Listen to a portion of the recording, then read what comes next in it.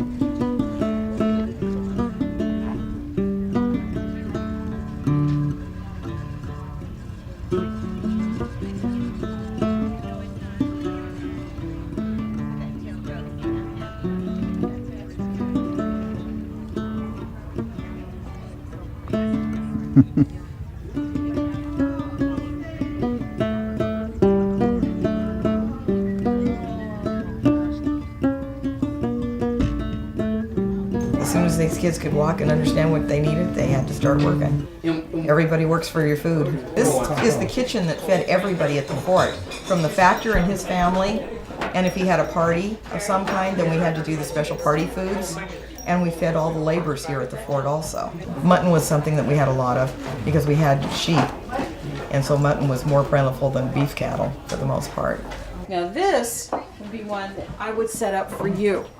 Churn and churn and churn and churn and churn and churn and churn until it became thick. Maybe we could have a race. Okay.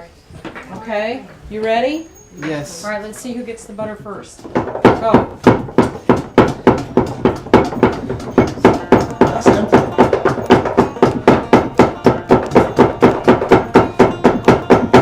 This is a spinning wheel. You see spinning going on wherever people colonize a new land.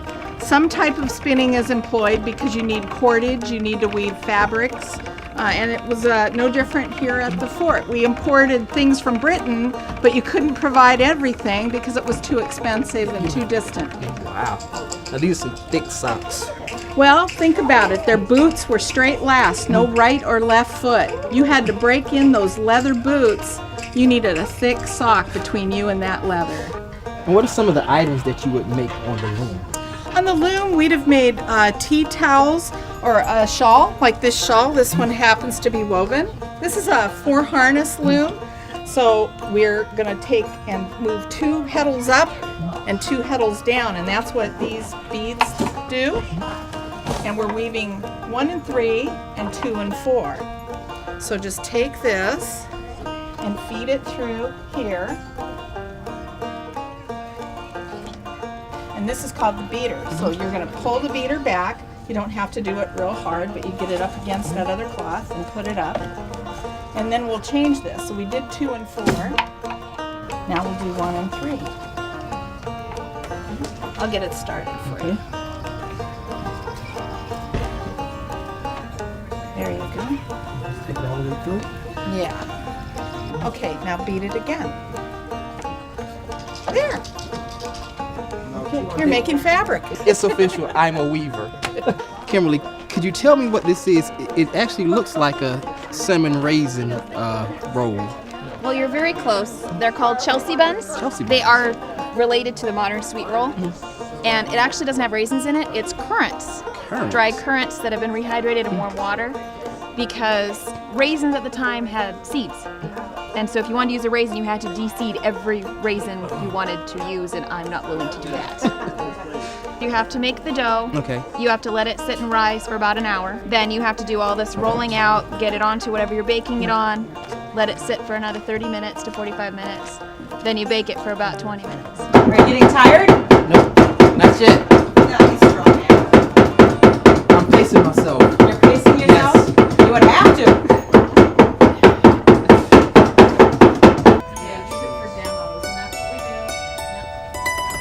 I can carry this.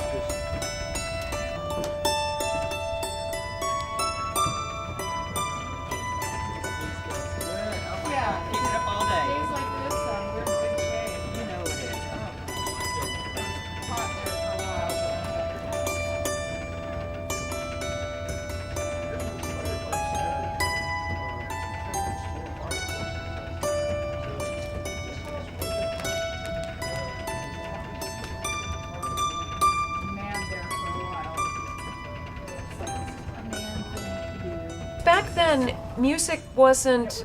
Nowadays, it's, oh, we listen to music.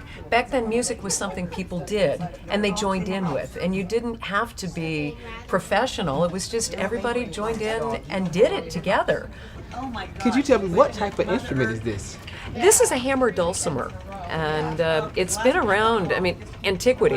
You could literally find a relative of this back in biblical times. So you have the mallets, and it's rather like a xylophone, and you just tap them gently. And want to give it a shot? Sure. There you go. All right. Here I go.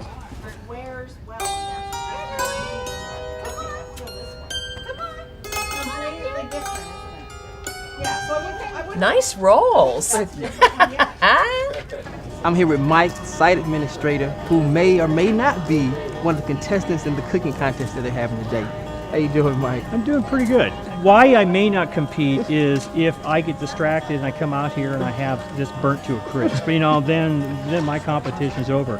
Fort Nisqually was part of the Hudson's Bay Company, a network of forts built for the fur trade, purposes of the fur trade.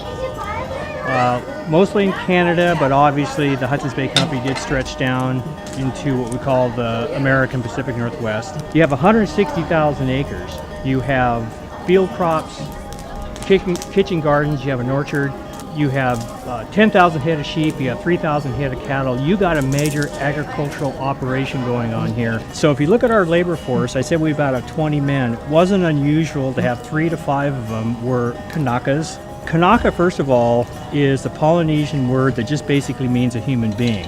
When you look at the first major groups in the early 1800s coming to the Northwest that weren't Native Americans, a sizable portion of that population were Hawaiians. Wow. Yeah. This was the staple at Fort Nisqually, and everybody said, well, what do they eat here? The first entry of our historic records, May 30th of 1833, they list the word, they mention the word potato 3 times.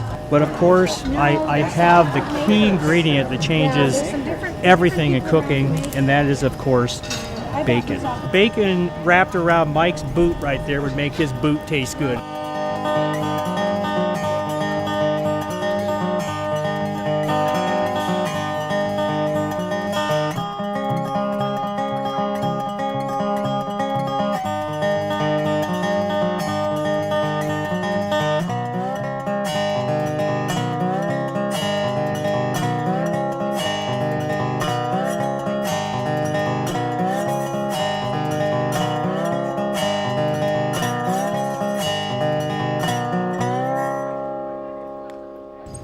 Take a look, Tacoma.